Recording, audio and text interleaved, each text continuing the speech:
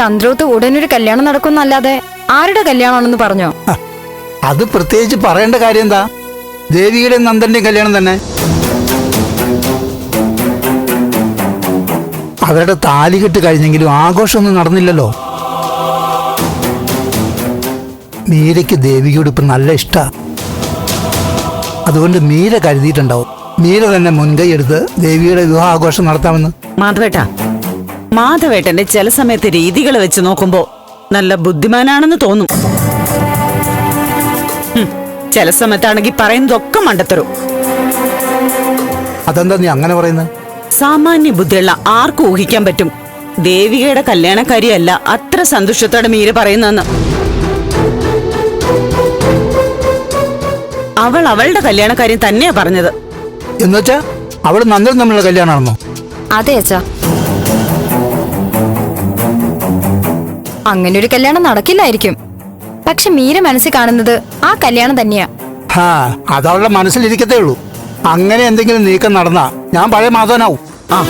കണ്ടോ, ഒന്നില്ലെങ്കിൽ ആശാന്റെ നെഞ്ചത്ത്, അല്ലെങ്കിൽ കളരിക്ക് പുറത്ത്. മാധവേട്ടൻ കൊല്ലാനും തിന്നാനും ഒന്നും നിൽക്കണ്ട. ബുദ്ധിപൂർവം കാര്യങ്ങൾ നിരീക്ഷിക്കണം. അതെ അച്ഛാ, സെക്യൂരിറ്റിയാ, ഗേറ്റിനപ്പുറം പ്രവേശനമില്ല, അങ്ങനെയൊക്കെ അച്ഛൻ പറയാറുണ്ട്. അതൊക്കെ ശരിയാണ്. പക്ഷേ തന്ത്രപരമായിട്ട് നിന്നാ അവിടുത്തെ കാര്യങ്ങളൊക്കെ മനസ്സിലാക്കാൻ പറ്റും. മീര പറഞ്ഞതിലൊക്കെ മറ്റൊരർത്ഥം കൂടി ഉണ്ടാവുമെന്ന് ഒരു ചിന്ത മാധവേട്ടന്റെ മനസ്സിൽ വേണം. ദേവിക പറഞ്ഞിട്ടുണ്ട് മീരൻ പ്രഭാവതി ഒറ്റക്കെട്ടാണെന്ന്. മീരയുടെ നിയന്ത്രണമൊക്കെ പ്രഭാവതിയുടെ കയ്യിലാ.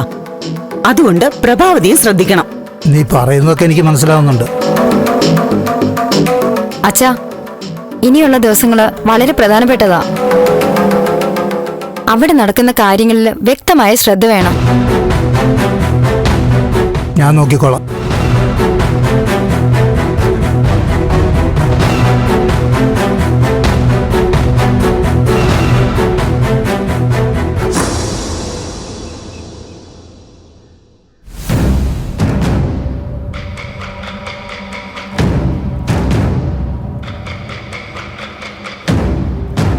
സിധു, മീരയുടെ രീതികളൊക്കെ ശ്രദ്ധിച്ചോ? അവളുടെ സ്വഭാവം പിന്നെ മാറി. ആ കുട്ടിക്ക് എന്തൊക്കെയാ സംഭവിക്കുന്നതെന്ന് എനിക്ക് മനസ്സിലാവുന്നില്ല. പക്ഷേ എനിക്ക് വ്യക്തമായി മനസ്സിലായി. ഇവിടുത്തെ അന്തരീക്ഷവും പിന്നെ തന്റെ ഉപദേശവും കൂടി മീരയെ വേറൊരു അവസ്ഥയിൽ എത്തിച്ചു. സിധു, അല്ലേ? ശരിയല്ലേ? ഇന്നത്തെ പെരുമാറ്റ രീതിയല്ല നാളെ. അതിന് അടുത്ത ദിവസം സ്വഭാവം വീണ്ടും മാറും. എത്രയും പെട്ടെന്ന് ആ കുട്ടിയെ ഡൽഹിയിലേക്ക് തിരിച്ചയക്കണം. ബലരാമനോട് കാര്യങ്ങൾ പറയണം. ഇതാണ് മീരയുടെ സ്വഭാവം നേരെയാക്കാനുള്ള പോംവഴി. കൊള്ളാം, നല്ല മറുപടി. ഞാൻ പോസിറ്റീവായിട്ടൊരു ഉപദേശം കിട്ടുമെന്ന് കരുതിയ സിധുവിന്റെ അടുത്തേക്ക് വന്നത്. ബലരാമനോട് പറഞ്ഞ് കാര്യങ്ങൾ പരിഹരിക്കാൻ പറ്റുമായിരുന്നെങ്കിൽ സിദ്ധുവിന് എപ്പോഴേ അത് സാധിച്ചേനെ.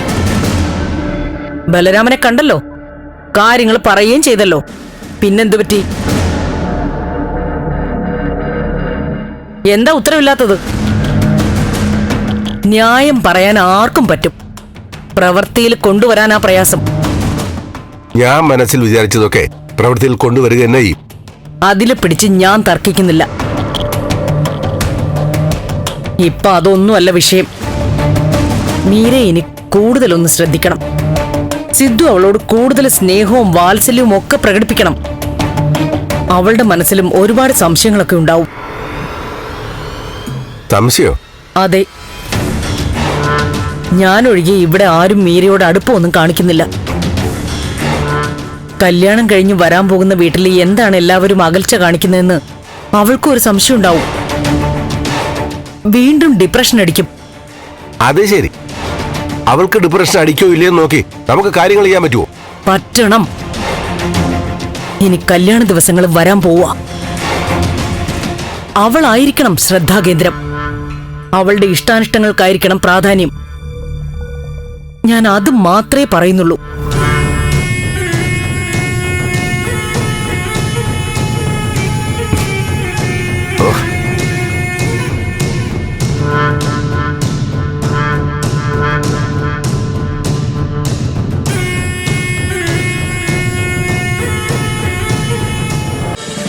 ഫ്ലവേഴ്സ് ഒരുക്കുന്ന കാഴ്ച വസന്തം യൂട്യൂബിൽ പ്രേക്ഷകർക്ക് ലൈവായി കാണാം.